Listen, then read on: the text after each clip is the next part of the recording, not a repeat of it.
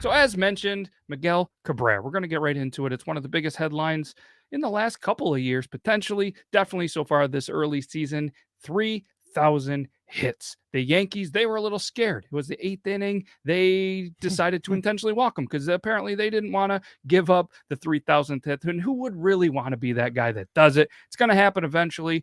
Maybe you're not going to make the record books. I know Jordan Montgomery, I thought he was going to give it up because he gives up a lot of hits, potentially on one of my fantasy baseball teams. But either way, 3,000 hit. Logan, love to hear your take on how you feel about that. The guy's amazing, right? I mean, he's amazing. He is. 3,000 hits, whole bunch of home runs.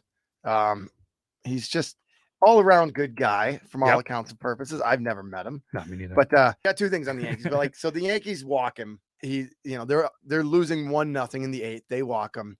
Yankees get a lot of flack from the Detroit fans, but in reality, it's the right thing to do. Yankees are playing for, playing for to win the East. But come on, man. So if Miggy had 2,989 hits, do they intentionally walk him in the same spot? Absolutely. Okay, I think so too. I agree with you. Yeah. Although he was 0 for 3 earlier on. So he had his chance that game. He did. It's smart baseball. It's smart baseball. But because it's the 2,000, he had 2,999. Right. I think you got to suck it up and let him get his shot. But also he was playing the next day. He had another series at home. Mm-hmm. It's not like he wasn't going to get it. So and it's congratulations. Congratulations if you're listening to this or watching this. And absolutely just an absolute stud. He's in his 20th year, I believe. 5 years with Florida, 15 years with Detroit. Yep. And I think overall his stats are going to get him into the Hall of Fame. He joins a very, exclusive club, not only with the 3,000 hit, but he's going to be a part of the 500 or is part of the 500 home run club as well, hitting 502 so far in his career. Yep. And will retire most likely with a 300 average unless he completely just goes on a hitless streak for about a year. Yeah. He has won a Triple Crown. Mm-hmm. I mean, he's done it all. He was MVP, Rookie of the Year. Yeah. I believe, right? No, he was not Rookie of the Year. He was a top 5 Rookie of the Year voting, I believe. Okay, he was not Rookie of the Year, but MVP caliber. I think twice. I think he was MVP. I think the 2012 and 13 season. He was MVP. He's been an all-star. I don't know how many times, but like you mentioned, he's got a 310 career batting average right now, 502 home runs, 17 triples. He's quick. He's going to have over 600 doubles because he's at 599. I'm assuming he's going to get one. And he's got 39 stolen bases and 1,200 plus walks, 1,944 strikeouts. He has a career 387 on base percentage and a 532 career slugging and a 919 OPS. And 5,141 total bases. That's impressive. Yeah. And I think I saw a stat that he has had 1 hit for a bunt in his career. Yeah. I think it was 1 the other day. Yep. And he has had 5 sacrifice bunts in his career. Well, I guess when you've won Triple Crowns, you mash home runs and you can just hit at will. Yeah. You're not going to get the sign very often. No. Yeah. You have 3,000 hits. Right. I don't think there's a need for you to continue to get a bunt. Nope. Not a lot of players with that caliber. But again, he is a future all-star and just an all-around, like you said, great clubhouse guy. And it seems like he truly plays the game that the game is meant to play. Always has a smile on his face. He's that guy that's always in the dugout kind of playing pranks on people. He's on first base, maybe tugging on your pocket or, unbuttoning your belt. Just all sorts of just fun things you've seen over the highlights career of this guy. And just good to see it go to a great guy and potential. Definitely going to be a Hall of Famer. Yeah. What do you think? First ballot?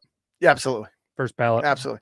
And it's one of those things with if you go to the Hall of Fame debate, who's first ballot, who's not. Like, if you don't vote for Miguel Cabrera, you shouldn't ever have a vote again. Yeah, it's pretty wild. And just an absolute stud. Third baseman, left fielder, first baseman, DH.